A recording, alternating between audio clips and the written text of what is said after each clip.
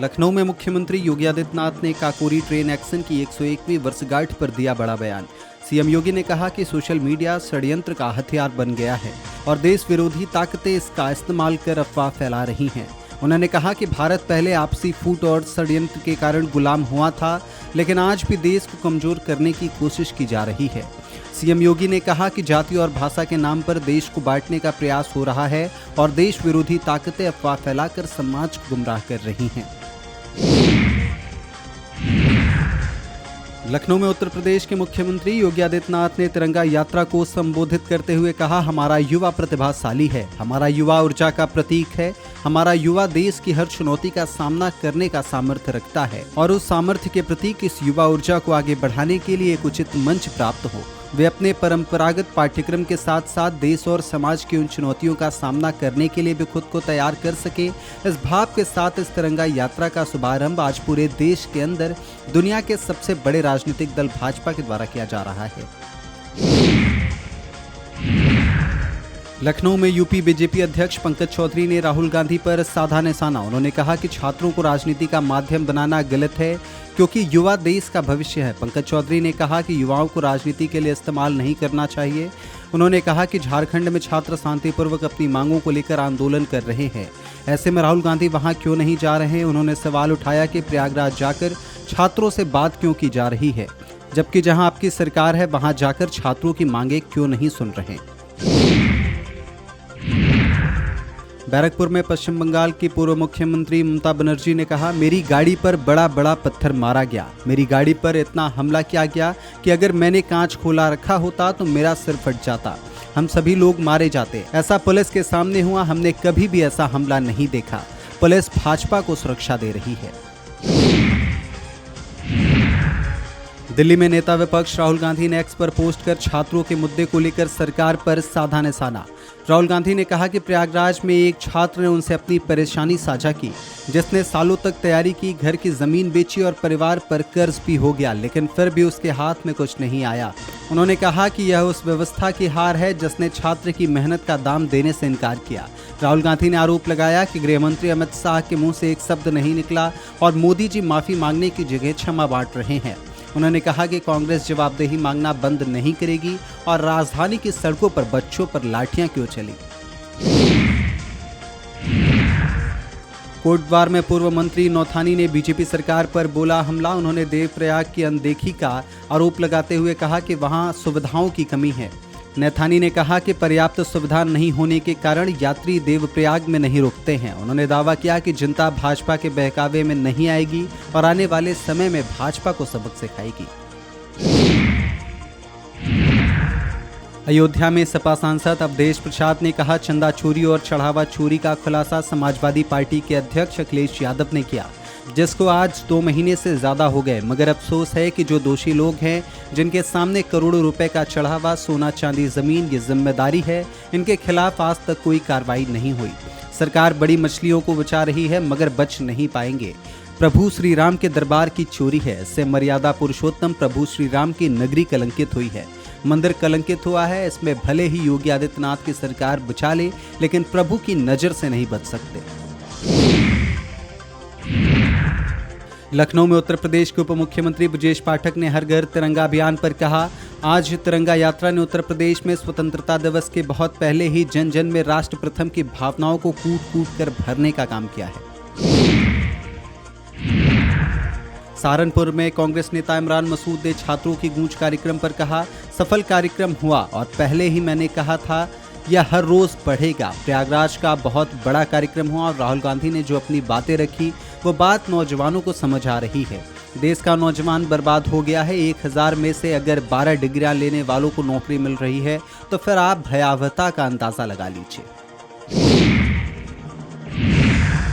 दिल्ली में रक्षा मंत्री राजनाथ सिंह ने कहा, इस रक्तदान यात्रा का नाम भी बड़ा अद्भुत है, सिंदूर सेना महारक्तदान यात्रा। यह नाम खुद में ही एक प्रतीक है। आप सबको याद होगा जब पहलगाम में धर्म पूछकर हमारे निर्दोष नागरिकों पर कायराना आतंकी हमला हुआ, तो उसके बाद हमारी बहादुर सेनाओं ने ऑपरेशन सिंदूर की शुरुआत की थी। हमने पाकिस्तान में बैठे आतंकियों और उनके सरपरस्तों को नेस्तनाबूद कर दिया और सारी दुनिया को यह बता दिया कि भारत अपने नागरिकों की सुरक्षा के लिए किसी भी हद तक जा सकता है। लखनऊ में भाजपा सांसद दिनेश शर्मा ने हर घर तिरंगा अभियान पर कहा, यह हर घर तिरंगा अभियान नहीं बल्कि हर दिल में तिरंगा अभियान है। यह देश की एकता, अखंडता और समन्वय को जागृत करने वाला भाव है।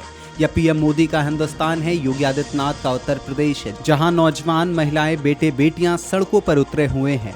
इतना बड़ा जन सैलाब है जिसका न तो प्रारंभ दिखाई दे रहा है और न ही अंत दिखाई दे रहा है। देहरादून में उत्तराखंड के मुख्यमंत्री पुष्कर सिंह धामी ने कहा, तिरंगा यात्रा में देहरादून और इसके आसपास के लोगों ने बढ़ चढ़कर भागीदारी की है। यह इस बात का प्रमाण है कि देश की आन बान शान के लिए देवभूमि उत्तराखंड के लोग कभी पीछे नहीं हटते हैं और आज भी सभी के दिलों में देश की सुरक्षा, एकता और अखंडता के लिए संकल्प है। बिहार के मुख्यमंत्री सम्राट चौधरी ने परीक्षा सुधार को लेकर कहा, एक सबसे बड़ी चुनौती परीक्षा सुधार है। इसके लिए भी एक कमेटी बनानी पड़ेगी क्योंकि टेक्नोलॉजी इतनी अधिक हो गई है कि अगर एक आदमी भी अपना ईमान बेच दे तो प्रश्न पत्र मार्केट में आ जाते हैं। पूरे सिस्टम में अगर कोई एक आदमी फेल हो गया तो सब खराब हो जाता है। हम लोगों ने तय किया है कि एक ऐसी कमेटी इसको लेकर भी बनाई जाएगी और पूरी दुनिया में जिन टेक्नोलॉजियों के जरिए परीक्षाएं कराई जाती हैं उसके लिए भी एक कमेटी का गठन किया जाएगा। दिल्ली में राजद सांसद मनोज झा ने कहा, अब भाजपा से मैं क्या उम्मीद करूंगा। जिन्होंने इस पीढ़ी पर पैलेट गन चलवाएं, लाठियां चलवाई, उनको यह बोलने का हक नहीं है। मैंने कल 2 प्रोग्राम देखा, एक प्रयागराज में छात्रों की गूंज और दूसरा प्रधानमंत्री की गूंज दिल्ली IIT में। एक बाबा जी को इन्वोक कर रहे थे। राहुल गांधी ने क्या किया? उन्होंने अवसर की असमानता का जिक्र किया। डिग्री लाने के बाद गारंटी दीजिए कि आपके पास अवसर उपलब्ध हो जाएंगे। क्या यह देश की चिंता नहीं है? क्या यह भाजपा की चिंता नहीं होनी चाहिए? उत्तराखंड में कांग्रेस के राष्ट्रीय अध्यक्ष और राज्यसभा के LOP मल्लिकार्जुन खड़गे ने कहा, FCRA बिल का तो हम विरोध करने वाले हैं। इसके अलावा हम कॉल ऑफ पार्टी मीटिंग बुलाकर फैसला लेंगे। उन्होंने परिसीमन बिल पर कहा, लोकतंत्र में हम किसी का हाथ नहीं बांध सकते और दूसरों के विचारों को भी रोक नहीं सकते। लोगों के मन में क्या बात होती है यह पता नहीं चलता है, मगर हमारी स्थिति साफ है कि दल के लोग जो मिलकर फैसला लेंगे उसी के तहत हम चलेंगे।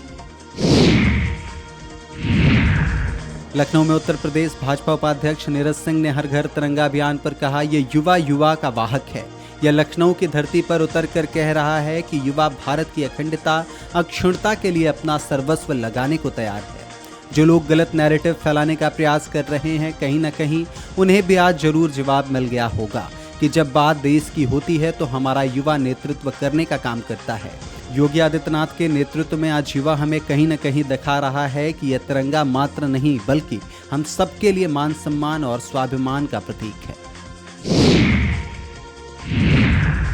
लखनऊ में उत्तर प्रदेश सरकार में मंत्री दयाशंकर सिंह ने हर घर तिरंगा अभियान पर कहा, भारत के लाखों स्वतंत्रता सेनानियों बलिदानों के सम्मान के लिए प्रधानमंत्री मोदी के आह्वान पर मुख्यमंत्री योगी आदित्यनाथ के नेतृत्व में आज हमारे लाखों नौजवान, छात्र व युवा इस तिरंगे के मान सम्मान के लिए सड़कों पर है।